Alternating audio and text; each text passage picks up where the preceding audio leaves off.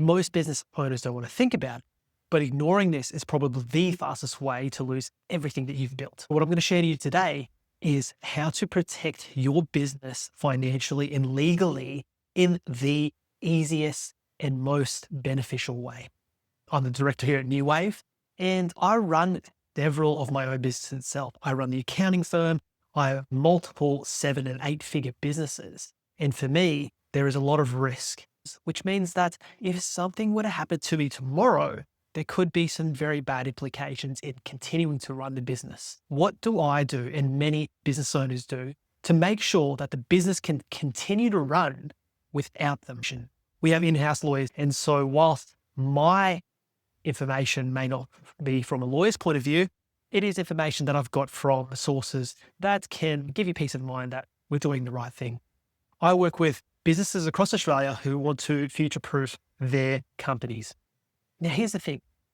Without a director's succession plan, companies can basically freeze if the director becomes incapacitated or is unable to work. Banks may lock account, payroll freezes, clients lose confidence, and then your reputation goes down the hill.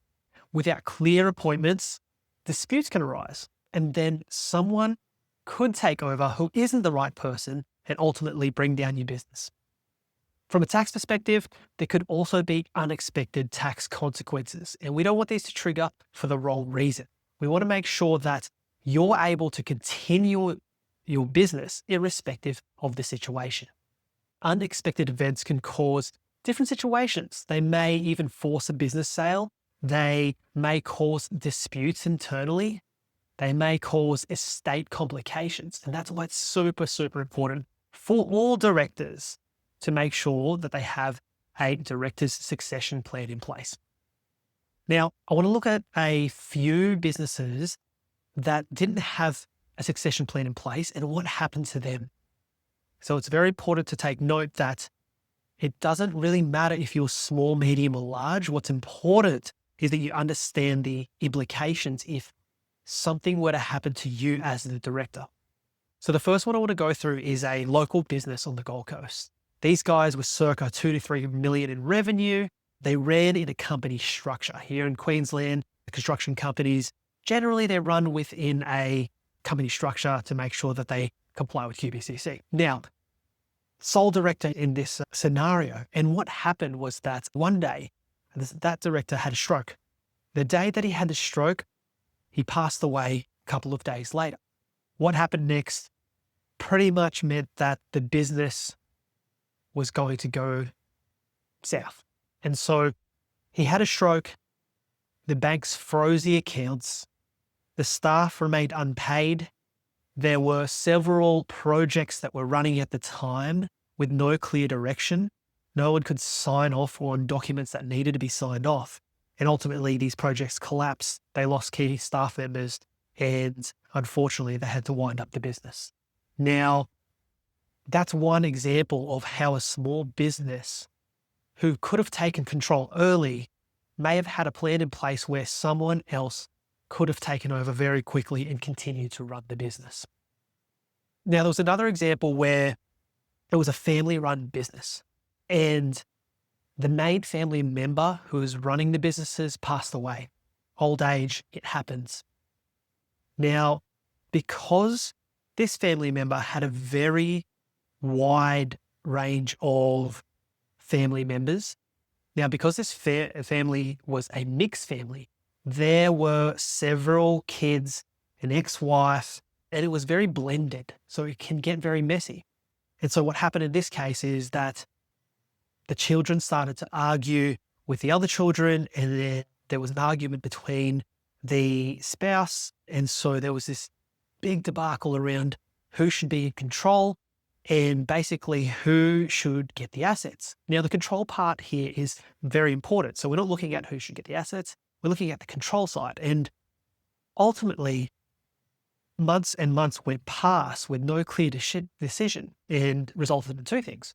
One, an extreme amount of legal costs. And two, no one was running the business. And the business itself was a multi-million-dollar business that continued to generate profits and cash flow. And so what did that mean? It meant that because no one could ultimately drive it, again, key staff members dropped away, management staff dropped away, key suppliers and clients lost confidence because no one was there to run it. No, there was no plan. So it's very important to keep this in mind. Now, this last example is actually a client that we work with. And it was very clear that in this family structure, that there was potentially disputes that were to arise because of the nature of the family itself. They already had issues with each other. And so that what the parents wanted to do, who ran this $7 million business, is make sure that there was a clear process in place. And so they came to us and said, what do we do? In the first instance, they were getting a little bit older, and our internal law team were able to set a process where they upgraded their company, they upgraded the constitution and put in some documents into place so that there was a clear path on who took over the business. What happened next was basically that the dad, who was in control and was the director of the company, had a stroke. And in this instance, there was a plan in place. Whilst he didn't pass away, someone else needed to take over, and they were able to continue to run that business immediately. They were able to take control of the bank accounts and pay suppliers and pay staff, obtain money from clients, make sure that any client projects were completed. And it was a seamless and proactive way to make sure that there was longevity in the business itself. And so it's very important that when you are looking at your business, you're not just looking at today, you're looking at tomorrow. You're looking at what it's worth right now and how to protect it. Now, what we try to do is make sure that there is a simple way to ensure that at least there is a plan in place. And we have a 3-part framework. The first side is the legal side, probably the most important side. And this is where a lot of business owners tend to steer clear because, one, it seems like, or it sounds like it's going to be very time consuming, and it sounds like it's going to be very expensive. Now, that's not the case in here. This can be done in a simple and very efficient manner. And so our team here at New Wave Law are able to assist business owners with being able to execute the right documents to ensure that they have enough documentation to make sure that the right person is in the right seat at the right time. This ensures the right alternative directors, and it also may look at things like power of attorney and what happens in certain situations. Now, the second part of the framework is the tax structure and the tax implications. That's where we come into play. We want to make sure that if things change, we minimize the tax impact, or we align the actual tax implications with the goals of the original owners and the people taking over.